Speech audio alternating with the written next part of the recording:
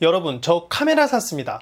언박싱부터 해야 하는데 그것보다 이것으로 결정하기까지 엄청 고민했던 그 이야기가 더 재밌을 것 같아서요. 100만 원이 넘는 무언가를 구매할 때 사람은 무척 신중해집니다. 전 인생에서 제일 크게 고민했던 게 집과 차였던 것 같아요. 특히 차 같은 경우에는 깡통 옵션으로 탈 수는 없으니 필요한 옵션을 추가하다 보면 높은 단계의 옵션을 선택해야 합니다. 자연히 가격이 오르게 되고 그러다 보면 윗단계의 차가 보이죠. 그 단계에서 또 필요한 옵션을 추가하면 가격이 오르게 되고 어쨌든 두 개 단계의 차 중 하나를 선택하게 되는 거죠.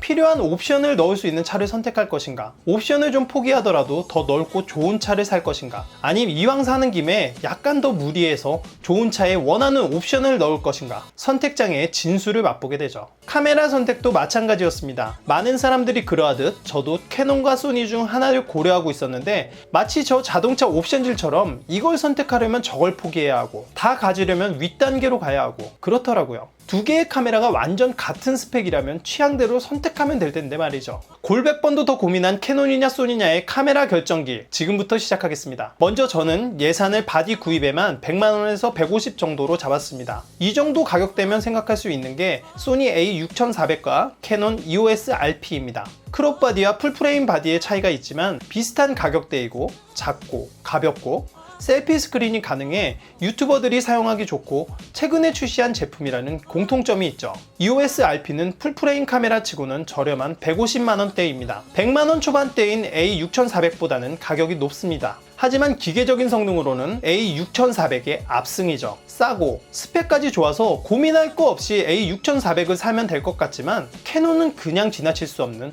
특별한 매력이 있습니다. 캐논이 많은 사람들에게 까이는 가장 큰 이유 중 하나는 4K가 안 되는 것입니다. 4K가 지원이 되더라도 심하게 크롭이 되거나 4K 촬영 시 AF가 안 돼서 사용을 안 하게 되니 없는 것과 마찬가지죠. 반면 소니는 6K를 압축시켜 만들어낸 훌륭한 화질의 4K를 지원합니다. 자, 그럼 더 고민할 필요 없이 바로 소니로 결정하면 되지 않을까 싶은데 제가 실제로 편집을 하는 것을 보면 과연 4K가 필요한가 싶습니다. 촬영을 할 때 아이폰으로 찍던 액션캠으로 찍던 무조건 4K로 촬영합니다. 그렇게 종일 이것저것 찍다 보면 30-40기가가 금방 됩니다. 매주 2번 촬영할 때마다 용량이 최소 이 정도씩은 되기 때문에 4테라의 하드도 금방 채워가는 중이죠. 그리고 4K를 편집하는데 컴퓨터 성능이 딸려서 프록시 파일로 변환시킵니다. 컴퓨터로 옮긴다고 바로 편집에 들어갈 수 없다는 거죠. 이렇게 프록시까지 마친 파일을 편집할 때 가장 먼저 하는 일은 1080으로 사이즈를 줄이는 일입니다. 4K의 큰 해상도를 이용해 화각을 조정하거나 전자줌으로 활용하기도 하지만 빈도로 보면 거의 안 하는 수준입니다.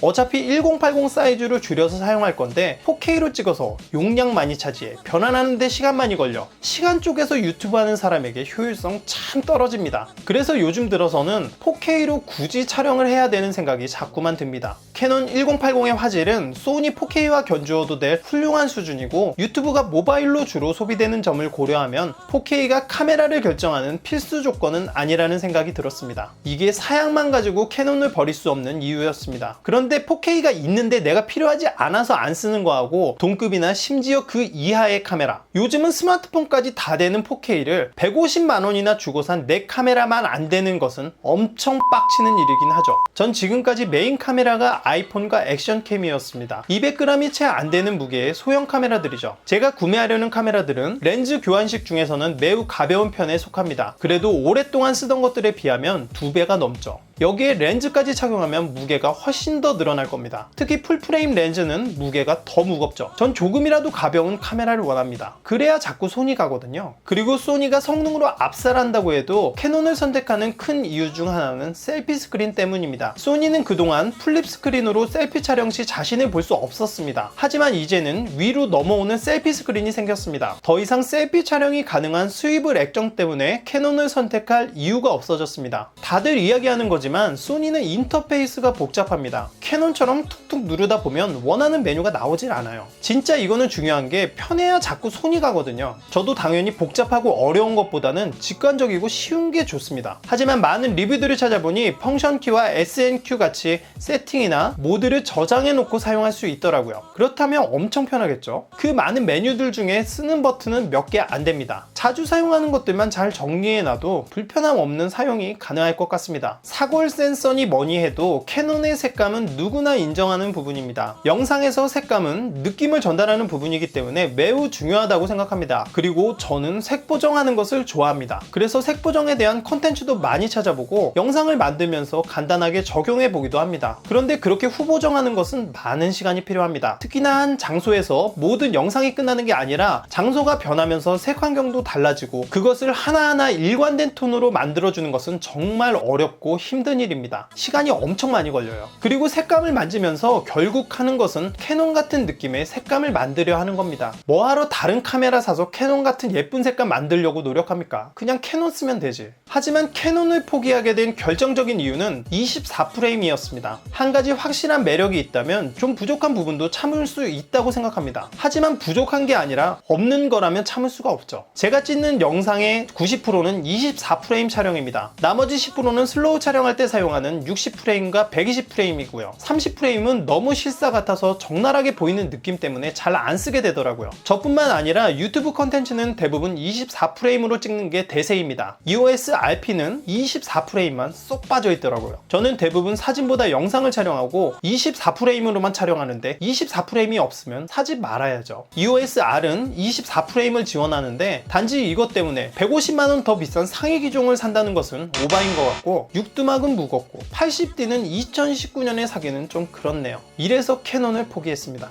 물론 A6400이 2019년에 나온 카메라 중에 가장 좋은 카메라인 것이 전제로 깔려있죠. A6400은 누가 봐도 이 시점에 가장 좋은 선택이라고 생각합니다. 다만 끝까지 캐논에 대한 미련을 못 버렸던 것은 그 색감이었던 것 같아요. 앞서도 말씀드렸지만 한 가지 큰 매력이 있다면 부족한 부분까지도 참을 수 있는데 없는 것은 어쩔 수가 없더라고요. 24프레임을 제외하는 신박한 생각은 도대체 누가 해낸 건지. 아무튼 좋은 카메라 생겼습니다. 앞으로는 영상도 많이 만들고 사진, 영상 공부도 열심히 하려고요. 지금까지 유튜브 첫 카메라 선택기였고요. 오늘의 이야기가 재밌으셨다면 구독과 좋아요 부탁드릴게요. 지금까지 대봉작가였어요.